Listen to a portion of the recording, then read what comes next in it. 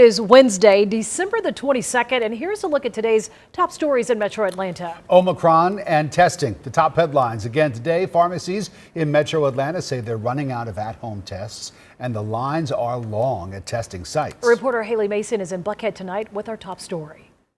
We know people are heeding the advice to get vaccinated, get boosted, but also know your COVID status before gathering with family for the holidays. Whether you're vaccinated or not, healthcare officials are urging it. Some county leaders even offering money for it. Take a look behind me, though. Even the vaccinated in this line are saying they want to make sure they're COVID free before the weekend.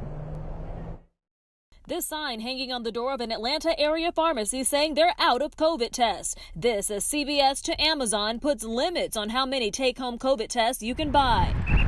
3 days before Christmas, crossing guards now directing traffic outside of this Buckhead area COVID testing site. This is not getting better, and these variants are going to continue to pop up if more people are not vaccinated. Right now, Georgia hospitals are at just under 86% capacity. ICUs are at 82%. The Georgia Hospital Association says those numbers don't show the whole picture. These COVID patients are much more critical than a standard inpatient, and so they require a higher level of staff. Looking at capacity numbers alone doesn't tell the story of how serious this variant is already. And staff is stretched thin as more healthcare professionals get sick. One of our members indicated to me today that 30% of their nursing staff have come down with COVID-19 because they've been reinfected by the number of patients who've been admitted with COVID.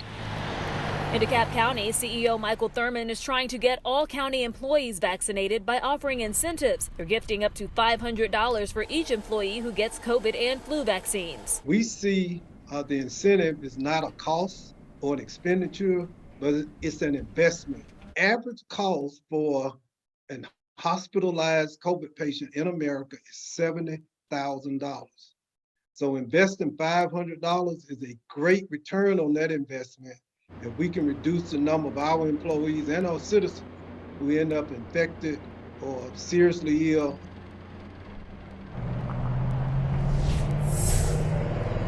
And they're hoping that they can prevent people from getting seriously ill and continuing to overwhelm the hospital systems. We do realize that there is a challenge to get a COVID test, especially the at-home COVID test right before the holidays, depending on what part of town you're in. So we have a story on our CBS46 website, an app to help you locate a COVID test before the holidays. Reporting live in Buckhead, Haley Mason, CBS46 News. Thank you, Haley. Delta wants the CDC to shorten the isolation period to 5 days for vaccinated people who catch COVID-19. CEO Ed Bastian says the current 10-day period could significantly impact the airline's workforce during the holidays. The CDC is considering the change. Stay up to date on COVID news that could impact your holiday plans. Download the CBS46 app to get alerts sent right to your phone. New tonight, surgery turns to a tragedy. A high school football star passes away after complications with a shoulder procedure. Robbie Roper was only 18 years old. Just weeks ago, he led Roswell High School to the quarterfinals of the state high school playoffs. CBS 46's Savannah Louie is live at the school tonight, where a vigil is beginning to wrap up. Savannah. Yeah, very emotional vigil. We saw students out here asked to either hold up their cell phone lights or the number 5, of course, for Robbie's number on his jersey. But you can see behind me, folks starting to exit. We've seen folks wrapped up in their blankets with flowers, all honoring this young man lost far too soon.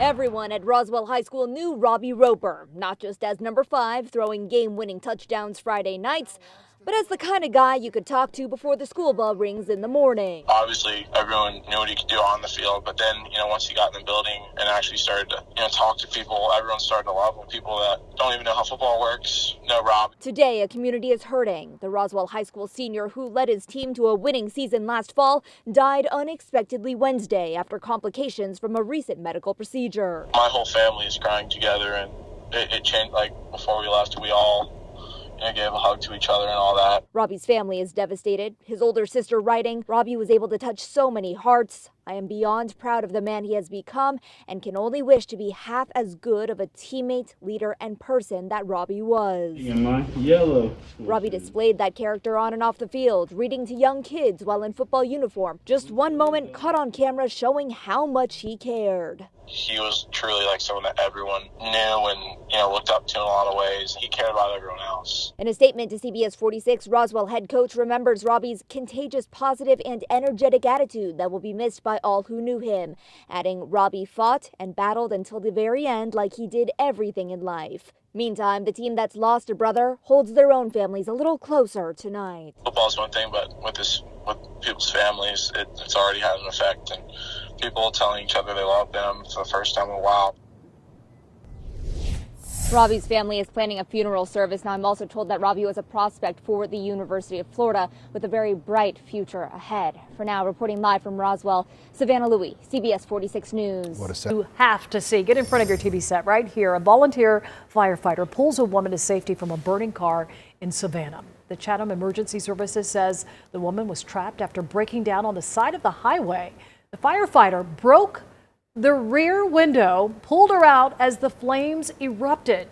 We checked, but no word on if the woman was hurt. Wow. New at 6, progress is being made to clear a massive supply chain backlog. In Georgia, pop-up ports are being used to relieve log jams at the Port of Savannah, including one in Atlanta. The ongoing supply chain issues have a lot of businesses waiting for products during the busiest time of the year. However, President Biden said today that inventory is actually up from last year. Today, retail inventories are up 3% from last year. Inventories are healthy, and on-shelf availability before the pandemic was about 91%. Today, it's at 90%. The Biden administration recently announced $230 million in grant money for ports to upgrade their infrastructure. CBS 46's Megan Packer is live in Southeast Atlanta to tell us more about the city's pop-up port. Megan. Rick, good evening. We're at Halsey Yard, a CSX intermodal terminal, and through this concept, Atlanta is doing its own part to help with the congestion we are seeing on the coast. Close to Atlanta's colorful Cabbagetown neighborhood, not far from Savannah Street, the Port of Savannah is getting some much-needed relief. About 250 miles away from the coast, Halsey Yard in southeast Atlanta is serving as a pop-up port. It's one of 4 locations in the state the Georgia Ports Authority is using to store cargo. I think it's a great idea. The goal is to bring the goods closer to their final destination while freeing up space at the Port of Savannah, which has been dealing with a backlog of cargo containers. Just about all of us have felt the supply chain pinch one way or another. Just my consumerism, the slowing down of things getting delivered, especially from overseas and stuff. We think these things can be replicated across the nation. Griff Lynch is the executive director of the Georgia Ports Authority. At the end of the day, we're all dealing with a parking lot. And when the parking lot is full, it's full. So the race for us is to keep the parking lot as empty as possible and keep the cars moving out. Neighbors near Halsey Yard are already used to noise and activity from the CSX property. And while some would like to see the rail yard turned into a space more for the community, they agree this is one way for it to serve the public right now. But I'm not adverse to it temporarily being that because the country needs that. And they are seeing some improvements on the coast. The number of ships sitting off the coast of Savannah has gone down, and the Biden administration is now looking into this concept to see if these pop-up ports could be used in other parts of the country. Live in Southeast Atlanta tonight, Megan Packer, CBS 46 News. Thank you, Megan. New tonight, a man is in custody months after a Texas rapper was shot and killed on I-85 in Gwinnett County.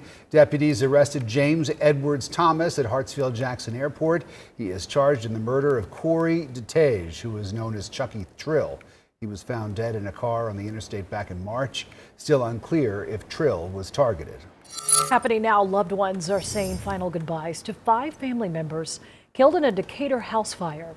A visitation being held at Levitt and Sons Funeral Home.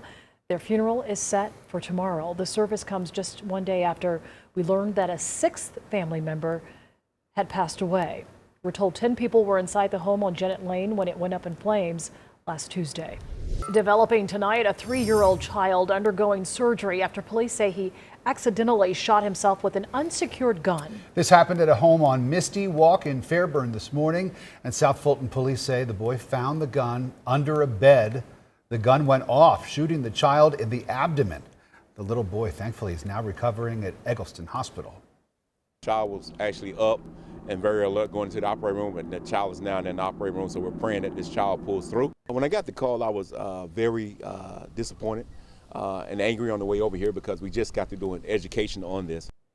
Police are still investigating, but so far no charges have been announced. Hundreds of children in the U.S. gain access to guns every year. The pandemic could be contributing to that problem with so many children at home and gun sales surging. There have been 15 unintentional shootings by children in Georgia this year, resulting in 7 deaths. That's according to everytownresearch.org. New at 6, our Tracy Bragg shows us how South Fulton police are educating families on child gun safety. Wave your hand. We're glad to have you. Do you know why you're here today? Because guns are dangerous for kids to play with. Julian McLean and his grandmother are 2 of the guests that showed up to a truly unique and potentially life-saving class in the city of South Fulton this week. We want to equip Julian with the tools that he needs to be comfortable around guns, but I need for him to also know how should he respond if he's around someone who is careless with a gun of any kind. The class was free of charge and open to adults and children of all ages. It was also created to stop one thing. In the city of South Fulton, we've had far too many accidental shootings as it relates to our young people. After several recent tragedies, Chief Keith Meadows and the City of South Fulton Police Department decided to go the extra mile. We've created a curriculum that will help parents put forth more education to their children and to other residents as well. And it turns out the most obvious mistake is also the most common. The most common mistake that we see people making is that they'll leave the weapons accessible to children. And the weapons are also loaded. The chief adds the department also found there are a low number of gun locks and gun boxes in the city of South Fulton. So to fix that problem, they gave gun locks out for free. The chief adds that they also taught the children how to tell the difference between a toy and a real firearm. He also said they hope to host more of these classes in the near future. Reporting in Atlanta, I'm Tracy Bragg, CBS 46 News. Tracy, thank you. A crime alert in southeast Atlanta. Police now looking for whomever shot 2 teenagers. Officers found the 19 and 15-year-olds at a home on LRB Street just before midnight on Tuesday. Police believe they were shot somewhere else after a fight. So far, no suspects have been identified. Right now, last-minute Christmas gifts are arriving at your door, but will they be there when you get home? Porch Pirates, not a new problem, but it is getting worse this year as more gifts are being bought online. Countless criminals have been caught on camera stealing from homes all over the metro. Well, tonight, Atlanta police putting out this warning. It is important to retrieve these items from your driveways and your porches as quickly as possible to decrease the likelihood of becoming a victim of a theft. APD says there are ways to avoid becoming a victim. Require a signature on deliveries if you can. Deliver packages to your workplace. Invest in cameras or other security devices. And finally, schedule your delivery for a time when you'll be home. Governor Kemp says backing a plan to make Juneteenth a holiday for state employees. Lawmakers are expected to consider the change after reconvening in January. Now, earlier this year, President Biden made Juneteenth a federal holiday. The holiday marks when some enslaved African Americans in Texas became among the last in the Confederacy to learn they were free. New at 6, the iconic Zesto Restaurant in Little Five Points permanently closing after 58 years. The burger and ice cream and donut joint on Moreland Avenue initially closed in May after a tree fell on the building. According to the Atlanta Business Chronicle, the accident, coupled with the pandemic, made it impossible to reopen. We're told the building is now for lease. South Fulton police say a little boy who got a hold of an unsecured gun this morning and shot himself with it is recovering after surgery. Chopper 46 flying over that scene earlier today. CBS 46's Mary Smith live outside of Children's Healthcare in Atlanta Eggleston Hospital with the very latest. How's this young boy doing, Mary? Well, I spoke with investigators just a little while ago. Like you said, they tell us that he had a successful surgery and is recovering here tonight. Meanwhile, they are upset that this happened in the first place. No answer this afternoon at a home where police say a 3-year-old boy shot himself when a gun was left unsecured under a bed. Wednesday morning, police and other first responders rushed to Misty Walk in Fairburn. In a couch, it's not a good hiding place. It's not a secure place for a gun. In a drawer, it's not a secure place for a gun. You need to get yours safe. The toddler was taken to Children's Healthcare of Atlanta Eggleston Hospital, where he had surgery. The child was actually up and very alert going into the operating room and praying that this child pulls through. Neighbors of the child tell us they too are praying for him. We'll definitely keep him in our prayers. That's so sad that that happened, that it would happen in my own community. It was a little nervous because I'm like, why they here? But we don't have this presence here. Like, it's our street is pretty much quiet. I was just shocked that something happened here.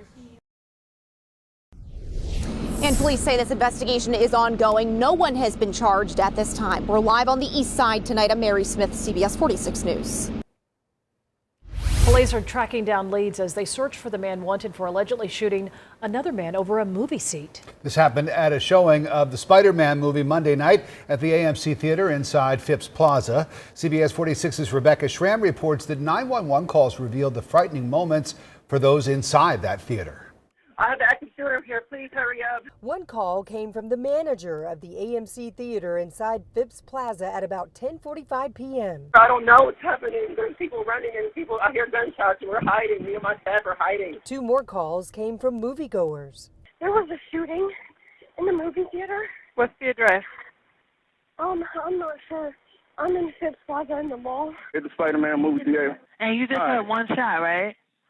One shot. Police would soon learn this is the man witnesses described as the shooter. He was captured on video before the shooting with a woman, first waiting on an elevator and then walking through the theater lobby. Police say they walked into the theater after the movie started and someone was in the man's seat. Instead of just going to get a movie attendant to help resolve it, the shooter decided to use a handgun that he had on his person. Police say he then ran off and left in a dark-colored sedan. We feel like we're living in a war zone. Bill White, head of the Buckhead City Coalition, says it's one more reason his group wants the Buckhead community to separate from Atlanta and form its own city. You can't go to the movie theater and you can't go to pump your gas. The sentiment really is just one of exacerbation. The shooting happened after Phipps had closed for the night. In a statement, a spokesperson for the mall said, quote, AMC Theaters has immediately agreed to add private armed security in their theater to complement the comprehensive security measures that are in place at the mall. As we work to get an update on the victim, if you have any information on who the shooter is, you're asked to call Crime Stoppers. There's a $5,000 reward in the case. In Atlanta, Rebecca Schramm, CBS 46 News. Thanks for watching CBS 46 News. Watch us live wherever you are, our mobile and our streaming news app. You can also watch us on Roku, Apple TV, and Fire TV.